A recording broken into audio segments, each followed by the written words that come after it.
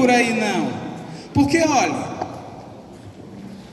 ao dizer grande é a tua fé, eu não penso que aquela mulher serviu-se daquela fé apenas para receber a cura sobre a possessão da sua filha, não.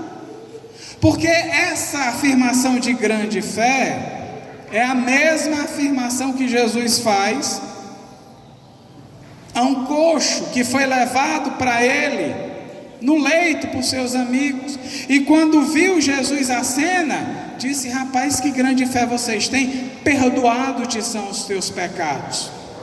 Ou seja, quando Jesus disse grande é a tua fé, mulher, eu acredito que no conjunto ali já estava dito: a tua fé permitiu que a tua filha fosse curada, mas te deu também uma expectativa de vida eterna. Teus pecados estão perdoados. Pastor, por que aquela mulher não é mais noticiada na Bíblia?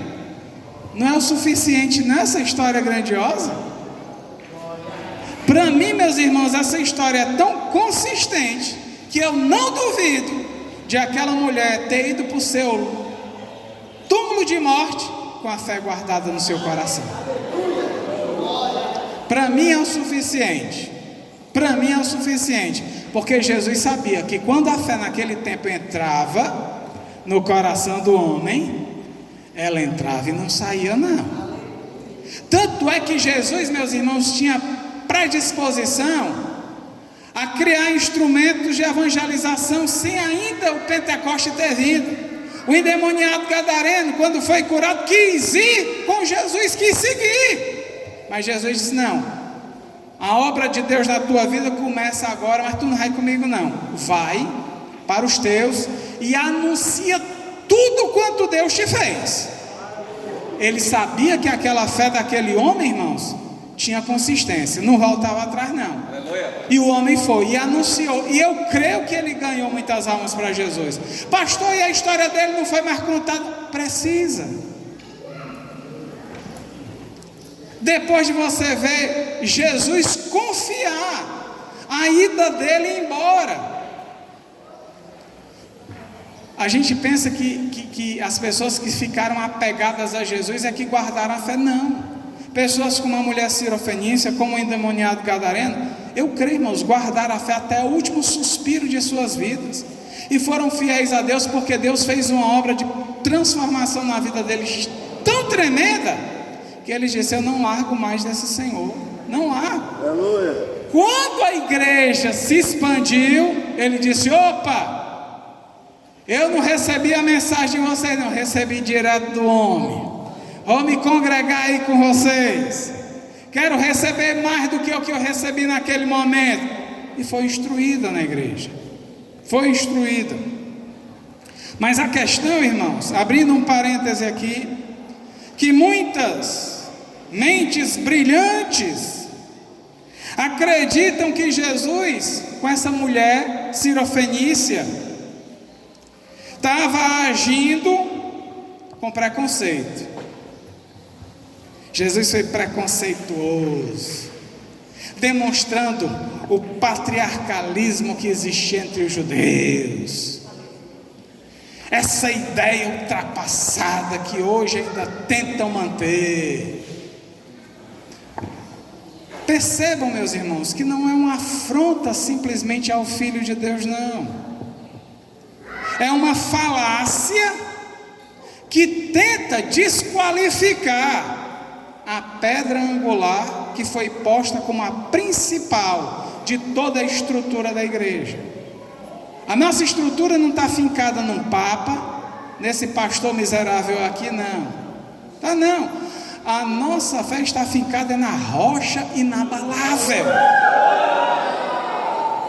Mas as pessoas que falam nesses termos que Jesus foi preconceituoso, querem rachar a rocha.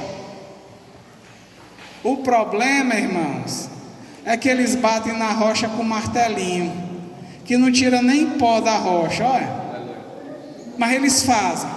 E eles tentam, com esse tipo de situação, desqualificar o próprio Senhor, para criar uma nova mentalidade, e dizer que nem tudo que Jesus falou era verdade, ele errou, ele fez coisas que são equivocadas, então ele não merece a confiança de vocês. O melhor é nós nos ajeitarmos aqui entre nós e vermos o que é melhor para nós mesmos. Isso é a mentalidade mais costumeira que você vê no mundo hoje. E essa mentalidade aí de oba-oba é só para aliciar os desejos carnais que os homens têm, não é? Em praticar toda sorte de pecados possíveis, para poder não mais agradar a Deus, e sim agradar ao seu próprio ego. Meus irmãos, toda vez que as pessoas fizerem isso, elas estão querendo intimidar você e a mim. Porque existe este movimento hoje. A nossa peleja, briga hoje, entre aspas, briga não no termo físico da palavra, mas o nosso debate não é mais nos preocupando com doutrinas erradas, de muitas seitas e heresias, não. Hoje em dia é com o movimento hegemônico que está dominando o mundo, que é a mentalidade do anticristo, que João já falava aqui, que tem muito enganador no tempo dele, e o engano do tempo dele era dizer que Jesus não tinha vindo em corpo, em carne. E no nosso tempo é tentar desqualificar Cristo, desqualificar os apóstolos, desqualificar os pregadores. Vocês já viram, irmão, a lógica louca e absurda que está sendo pregada hoje? Muitos movimentos estão dizendo o seguinte: olha para um sujeito, o sujeito é uma pessoa decente, é uma pessoa de moral ilibada, é uma pessoa que é um cidadão no sentido da palavra, cidadão pleno, é uma pessoa de boa conduta familiar, de boa índole, que não cria nenhum obstáculo ou problema para o Estado, mas por ele pregar as verdades destas escrituras, ele está sendo taxado como alguém ruim, preconceituoso, cheio do discurso de ódio. E dizem, Jesus discursou de forma odiosa. Já pensou, irmãos? Vejam só a que nível chegou a mentalidade das pessoas. Elas não querem encontrar outra razão, não. Elas querem criar religiões para elas mesmas administrarem segundo o seu bel prazer. E pasmem, querem esse Deus da Bíblia junto delas. O cara pode estar fazendo toda sorte de pecados, mas eu estou aqui, eu sou de Deus, né? Eu posso viver aqui com Ele, e não tem problema não, mas eu posso ser assim e fazer o que eu bem entendo. Rasga muitos textos de moral da Bíblia, não rasgando no sentido literal, passa ou dá uma interpretação fajuta. Irmãos, o que tem gente interpretando a Bíblia de uma forma tão fajuta, e eu digo assim, essa palavra aqui é a palavra de Deus. De Gênesis a Apocalipse é a revelação de Deus para o seu povo e para aqueles que a quiserem ouvir. E ela tem uma sintonia entre ela mesma. Mas como existem muitas pessoas com a mente, que eu posso dizer deturpada, pegam textos das Escrituras e reinterpretam, querendo mostrar contradições que não existem, mas que por conta de algum detalhe lá, querem mostrar que a Bíblia não é infalível, ou a infalível palavra de Deus, e querem fazer isso de forma, muitas vezes, simplória até demais. E tem muita gente que cai e se inquieta com isso daí. Só para ter uma exemplificação do fato. Uma vez chegaram para mim e disseram assim: pastor, aquele galo lá que cantou 3 vezes antes de Pedro negar Jesus, não foi um galo não, foi uma trombeta romana, não foi? Olha a contradição. Se foi um galo, beleza, a escrita está correta. Mas se foi uma trombeta que recebia o nome de galo, sei lá, a Bíblia se contradiz. Ou o escritor da Bíblia deu uma informação errada. Aí eu perguntei para ele: me diga uma coisa, Pedro negou Jesus depois do 3º toque ou não? Ele disse: negou. Isso é o que me basta.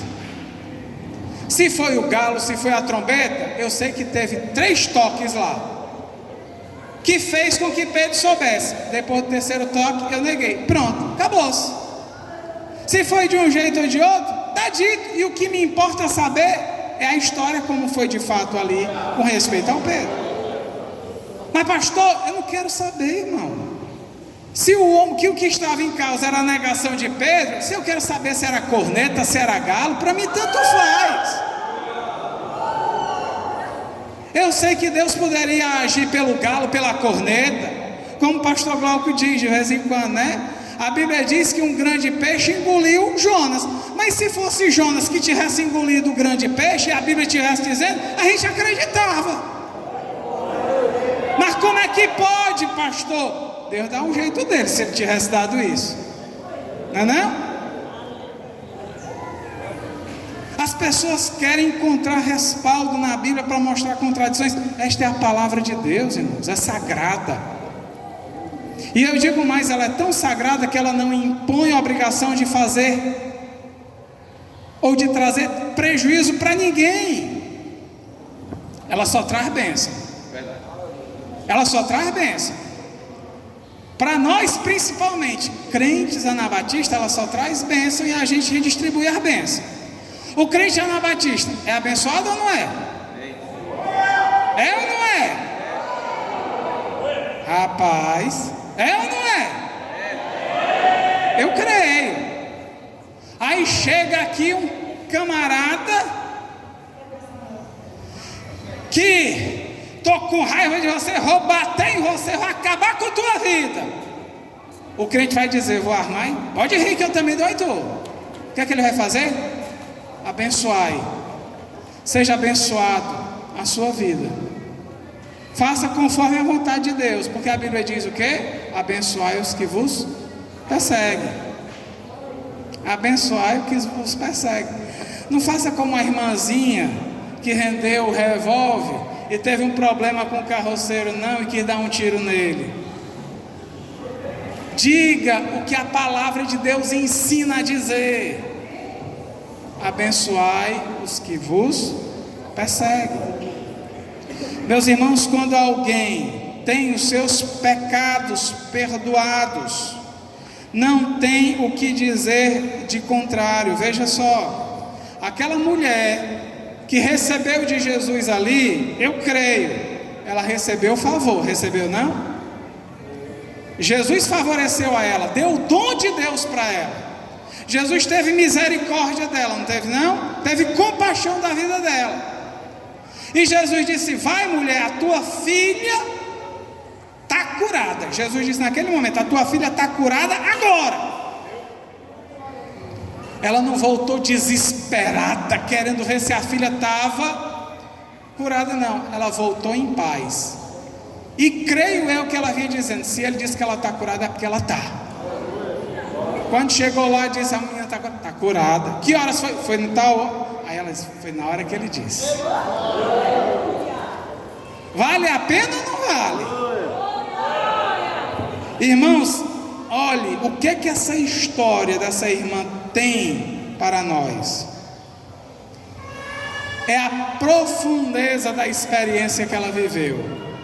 ela sentiu o poder da graça na vida dela, mesmo sendo uma pessoa que não merecia a atenção de Cristo, ela sentiu o favor dele, a misericórdia dela. E é como eu disse, para mim aquela mulher foi fiel a Cristo até o final da vida dela, foi até o final da vida dela, de modo que eu entendo que, muito embora ela não tenha tido toda a preparação, pelo ouvir o que Jesus tinha falado, ela assimilou.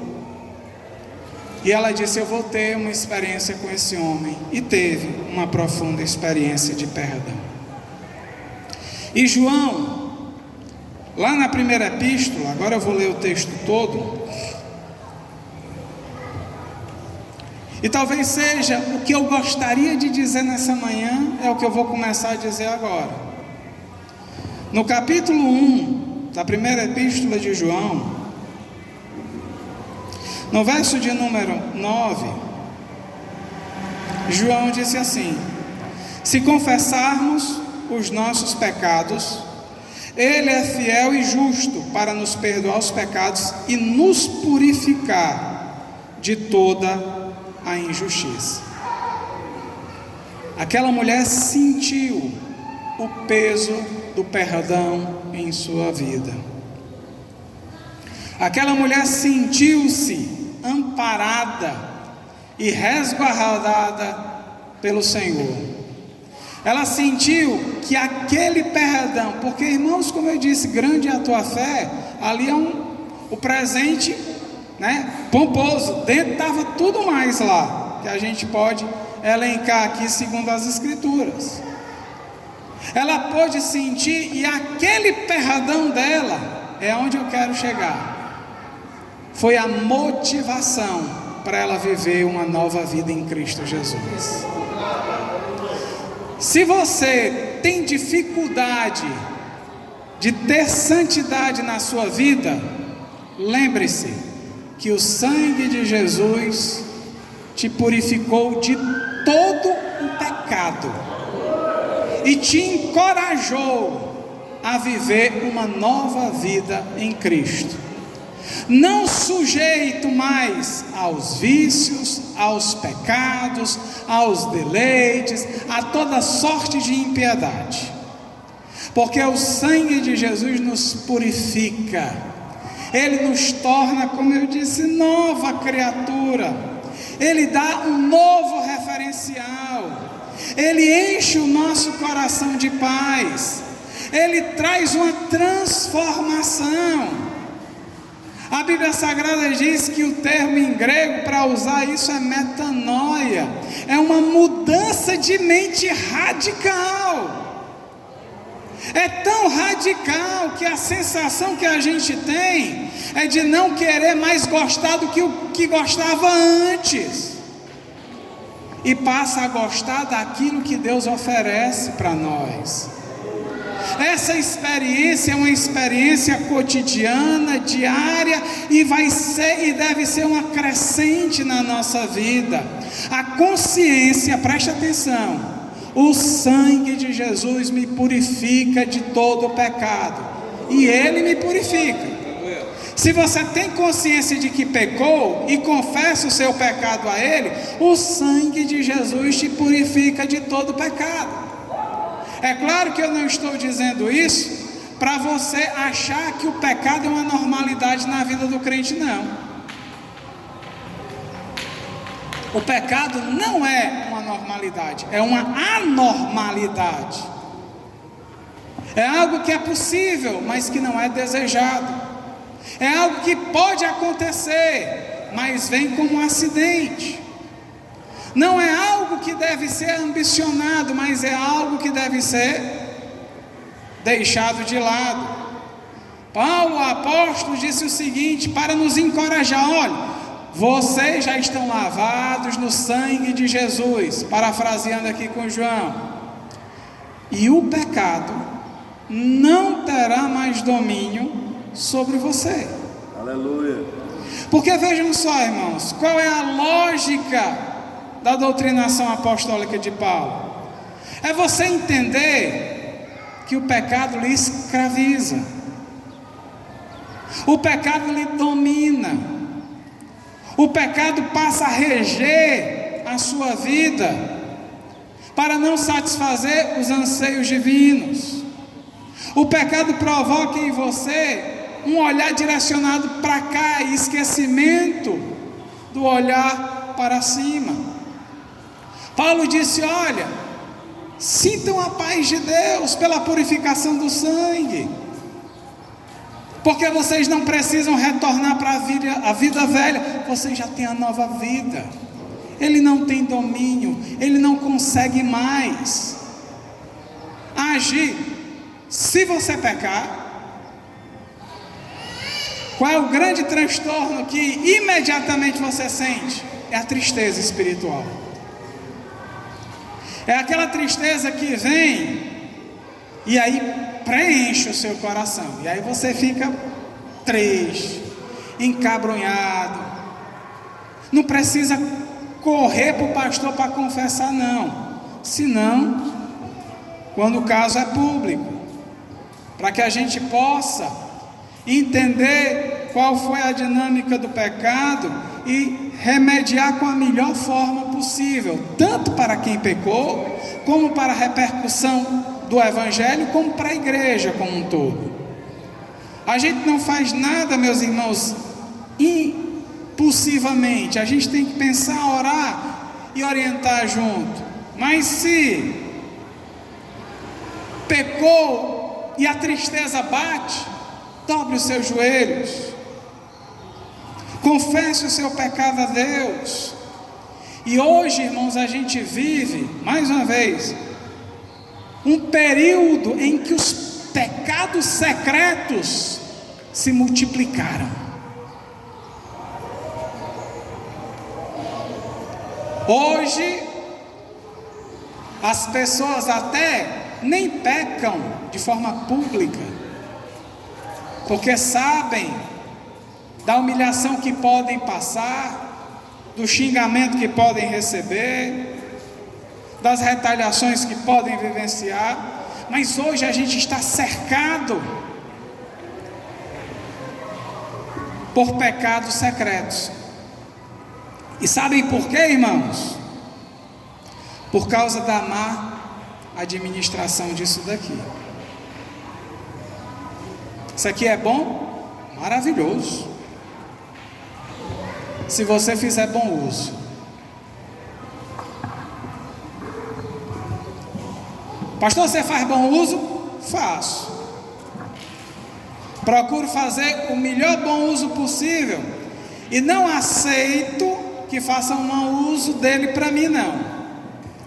Por isso, se você tiver o número meu do WhatsApp, não mande papagaio cantando em harpa, não, que eu apago e bloqueio você, viu? Eu quero fazer bom uso das coisas de Deus. Eu quero fazer bom uso.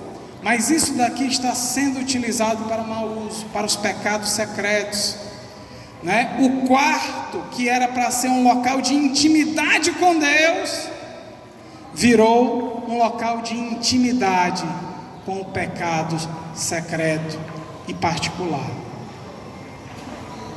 A pessoa corre para o quarto, e no quarto tudo acontece, porque ela tem um mundo nas suas mãos. Ela pode ver tudo, irmãos. Ela, se está desiludida com o amor do irmão que não lhe correspondeu, vai sofrer com as músicas românticas do passado.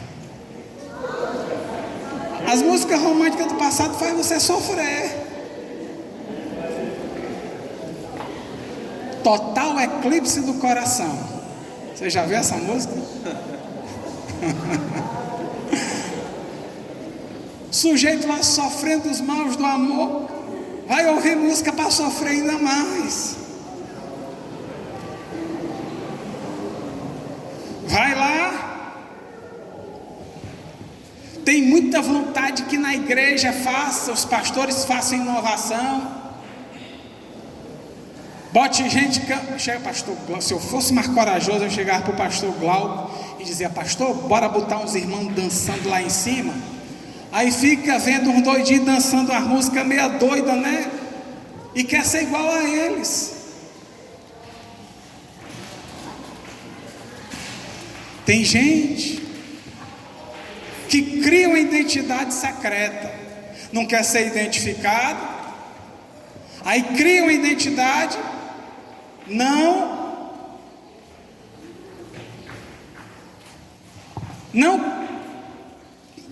dele, ele cria uma outra, ele procura uma pessoa, uma foto de uma pessoa. Eu conheço um sujeito, crente, tá certo que ele fez por brincadeira, isso que eu vou dizer, e ele me contou, mas tem casos que são sérios. Ele disse: pastor, eu peguei lá, não vou nem dizer como é que foi para não criar, mas ele pegou lá uma foto de um sujeito que era como ele gostava de ser, e ele não era nada disso que eu vou dizer. O cara com cabelo bem bonitão, olhos verdes, face bem afeiçoada, um corpo assim bem musculoso, botava de busto para cima. Ora, qualquer menina que visse aquele rapaz, esse daí é um bom partido, né? Se deixasse levar apenas pelo efeito visual, né? O efeito visual é uma maravilha, mas o que está dentro é o que é o problema, né? As irmãs e os irmãos aí, ao invés de olhar só para o visual, atente também para o que está dentro, viu? Porque a velhice chega, quando a velhice chega, viu? Tudo, irmão, murcha, viu? As coisas assim, a cara fica diferente, né? Você já não tem mais aquele ano, então já se preparando desde jovem para esses momentos da vida adulta.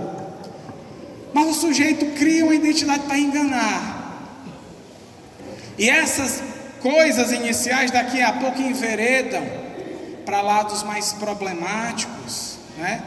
Eu nunca ouvi como é que entra, nem quero saber, nem nunca entrei, mas aí começa a ingressar na dark web. Já imaginou, irmão? Crente na dark web, né?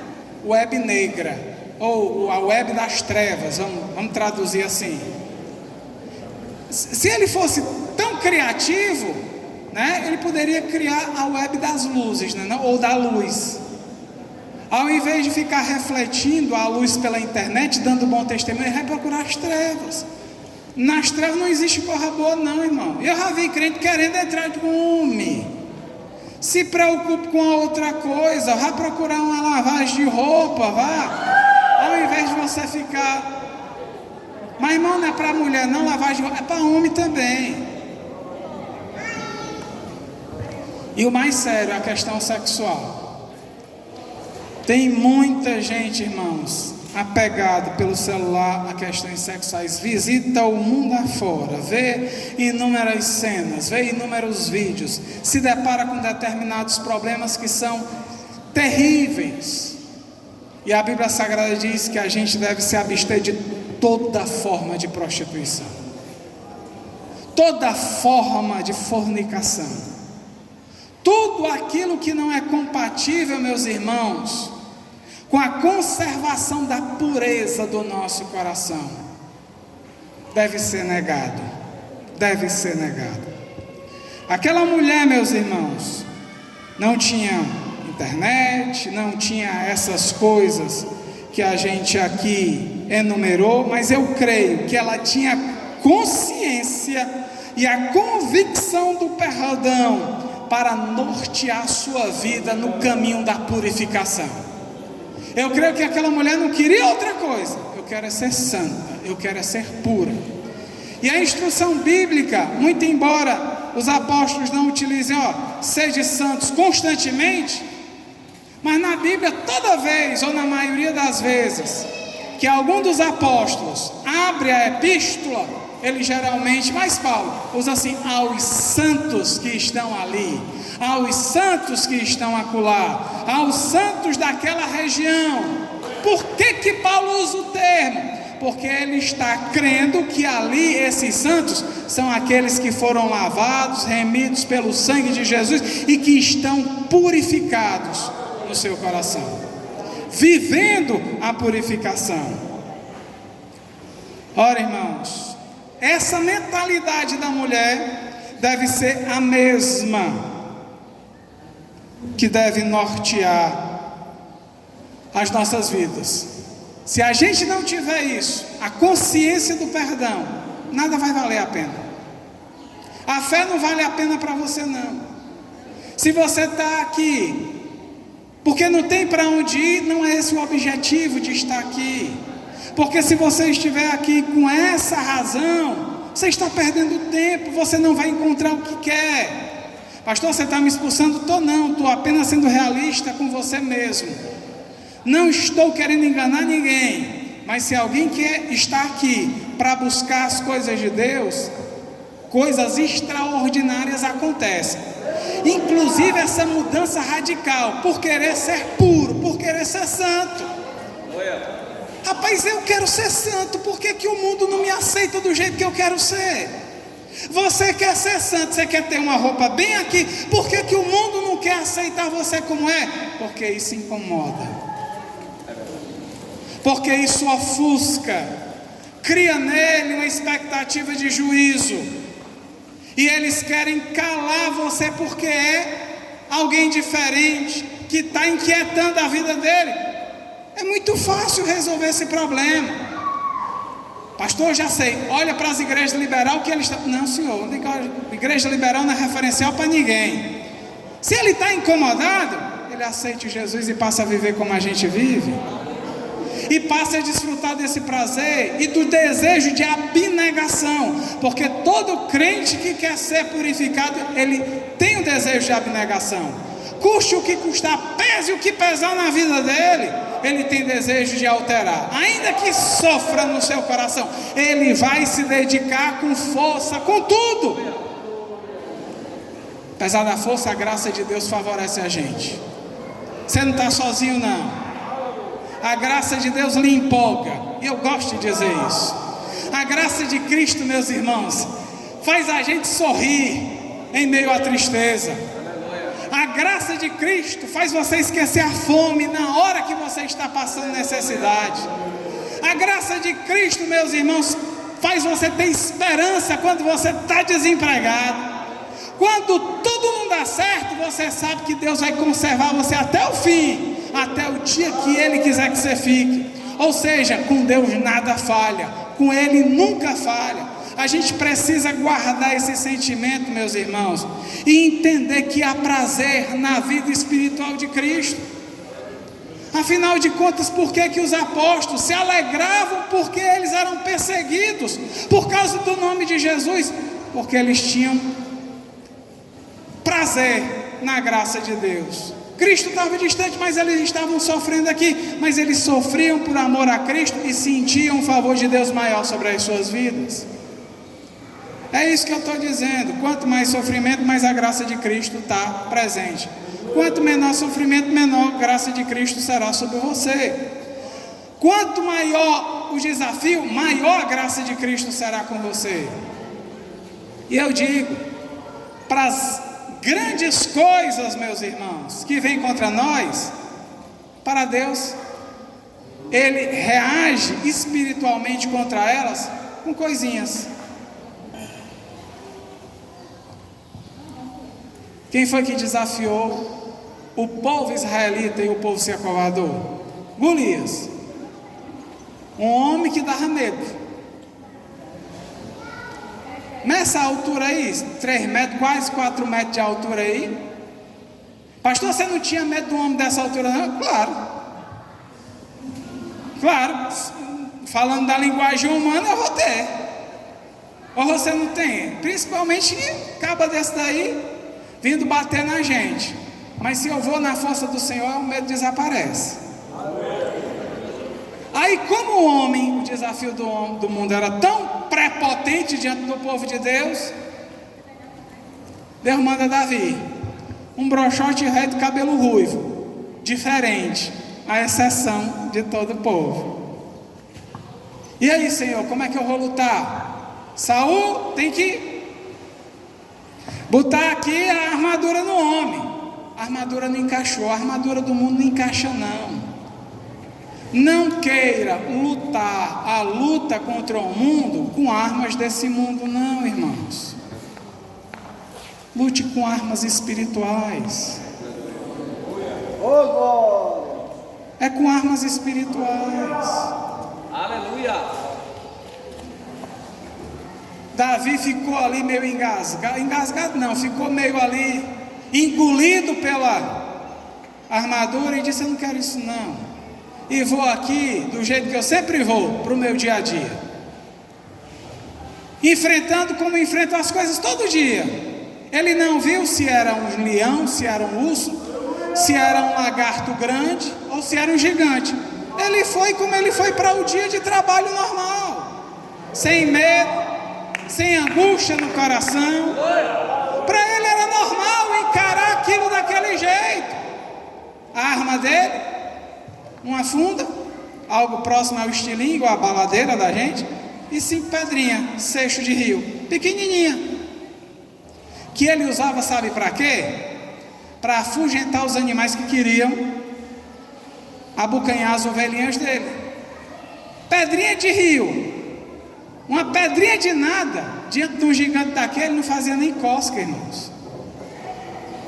Mas o que fez a pedrinha de nada fazer algum efeito na testa de Golias foi a graça e o poder de Deus. O desafio pode até querer abocanhar a gente. A reação da parte de Deus vem em forma mínima, mas se prepare, que a forma mínima faz o gigante cair por terra. Por isso eu creio, meus irmãos, na providência de Deus. Aleluia. E eu vou dizer, quando Jesus perdoa e a pessoa entende, ela rega os pés de Jesus com lágrimas e enxuga com cabelos. Quando Jesus perdoa a pessoa e ela entende, ela dá metade dos seus bens aos pobres e restitui 4 vezes mais aqueles a quem tinham defraudado. Quando Jesus, meus irmãos, perdoa e a pessoa entende, ela deixa de perseguir a igreja para ser perseguido. Quando alguém, meus irmãos, quando Jesus perdoa e a pessoa entende, importa que ele cresça e que você diminua. Quando Jesus perdoa e você entende, irmãos, ela diz que maior é aquele que está em mim do que aquele que está no mundo. Sinta o perdão de Deus na sua vida. É o passo inicial da carreira cristã, mas é aquilo que vai nortear você pelo resto da sua vida. Você é perdoado, você é purificado, você está íntegro na presença de Deus. Deixe de lado todo embaraço, não olhe mais para trás, siga para adiante, para o alvo da soberana vocação. Vamos ficar de pé nessa manhã. Glória a Deus.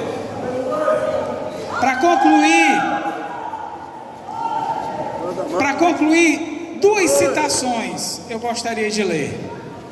Uma de Tertuliano e outra de Cipriano. Tertuliano disse assim, quando se referia à oração: mas ninguém ora se não se sentir perdoado e purificado com ele, nesses termos que Tertuliano assim colocou. Disse assim no tratado sobre a oração: este é o sacrifício a levarmos ao altar de Deus, consagrado de todo o coração, alimentado pela fé, adornado pela verdade, integrado pela inocência, purificado pela castidade, coroado pela caridade, com um séquito de boas obras, ou com um grupo, com um conjunto de boas obras, entre salmos e hinos. Por ele obteremos tudo da parte de Deus. Aleluia. Cipriano disse assim também sobre a oração: pois ao pedirmos a misericórdia de Deus, tomamos consciência de nós mesmos. Ou seja, quando oramos ao Senhor, oramos porque sentimos que estamos perdoados e purificados, e temos a certeza da vitória e da consequência imediata dos bens espirituais que ela produz. mas também quando a gente ora, Deus permite que a gente veja quem nós somos, para colocarmos algum melhoramento da parte dele no nosso coração. Vamos aí cantar algum corinho, né? Um hino. As irmãs que cantaram aqui, os irmãos que cantaram, a irmã Raquel me ajude aqui.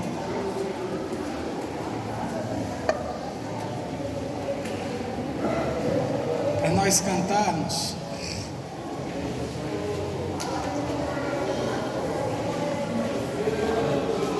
Pode dar glória a Deus. Eu digo baixinho, mas é para você dar glória a Deus alto. Porque é bom estar na presença de Deus.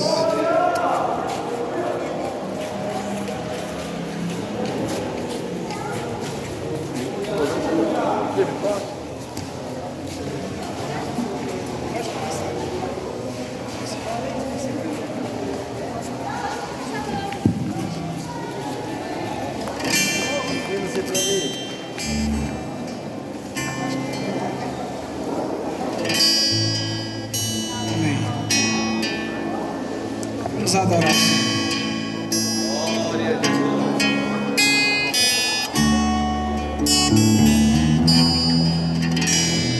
Quão incapaz eu sou para entrar em tua presença. Quão incapaz eu sou para ministrar diante de ti. Quão incapaz eu sou. Quão incapaz eu sou pra Entrar em tua presença. Quão incapaz eu sou para ministrar Diante de ti, por teu sangue posso ver-te, por teu sangue posso receber-te. Eu sei que nada sou, tão somente nada sou, Senhor. Nada tenho em mim, Senhor. Nada tenho em mim, Senhor. pra te oferecer. Não há Dádiva em mim que recompense o teu amor por mim.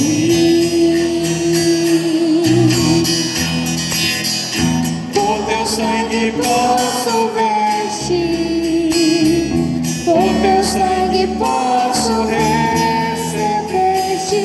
Eu sei que nada sou, tão somente nada sou, Senhor. Por teu sangue, por teu sangue posso ver-te, por teu sangue posso receber-te. eu sei que nada sou, tão somente nada sou, Senhor. Pai amado, Pai bendito, Deus eterno, triunfante, grandioso Deus, nós viemos a Ti em oração neste momento, suplicando, Senhor Deus, do Teu favor sobre as nossas vidas. Nada podemos, nada carecemos, tudo, Senhor Deus, depende de Ti. Pai, pelo Teu Espírito opera em nossas vidas e age, porque sabemos que o curso, que a progressão, o crescimento na vida cristã vem desde o convencimento do Teu Espírito até o aperfeiçoamento pelas orientações do mesmo. Por isso opera, Senhor, nesta manhã e traz vidas ao arrependimento, caso haja aqui. Opera para o louvor da Tua glória, pois assim nós te oramos. Enquanto os irmãos oram, eu não sei, mas se houver alguém que não é crente, mas Mas você diz, pastor, eu quero entregar a minha vida a Jesus. Dê um sinal com a sua mão. Se há alguém que não é crente, mas você deseja reconhecer a Cristo como Senhor e Salvador, levante a sua mão, dê um sinal para que nós possamos lhe identificar e fazer uma oração pela sua vida. Você não vai falar aqui no microfone, nem vai fazer nada. Nós queremos apenas saber se você quer tomar essa decisão para elevarmos uma oração em favor de sua vida. Há alguém? Se não há, os irmãos podem sentar-se. Eu acho que os irmãos da comissão têm avisos, né?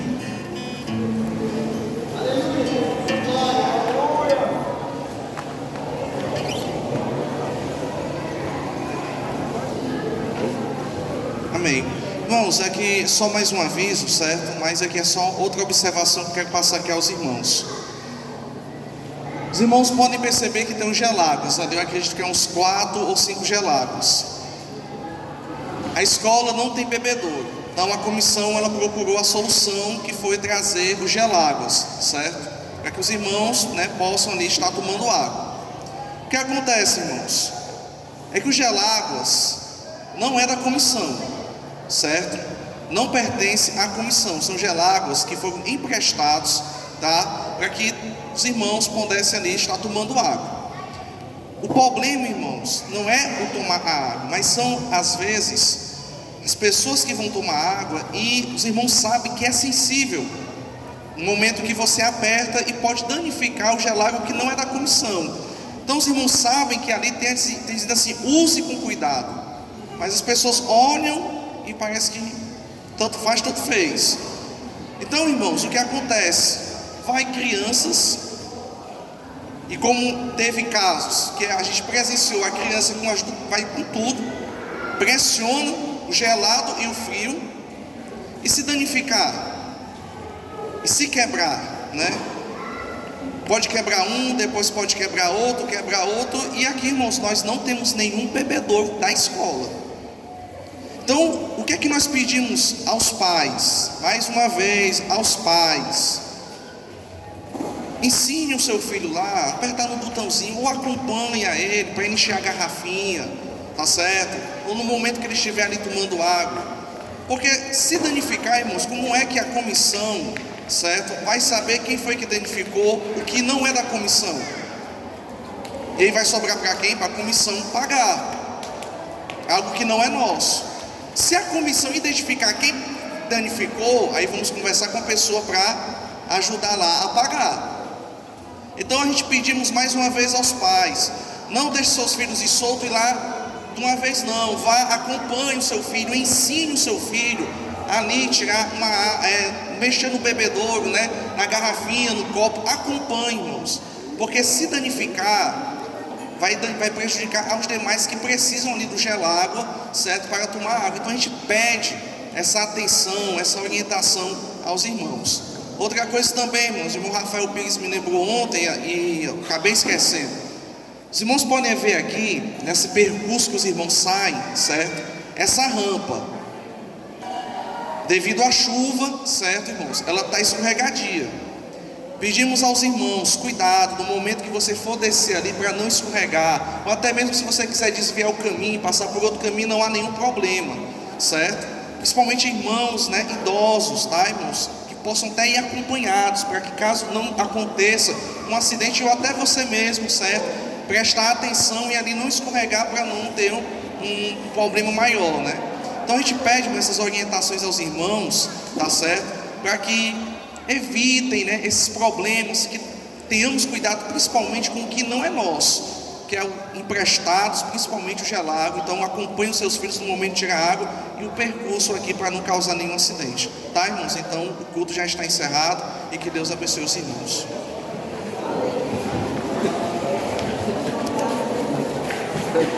Ei, meu amigo, todas as soluções são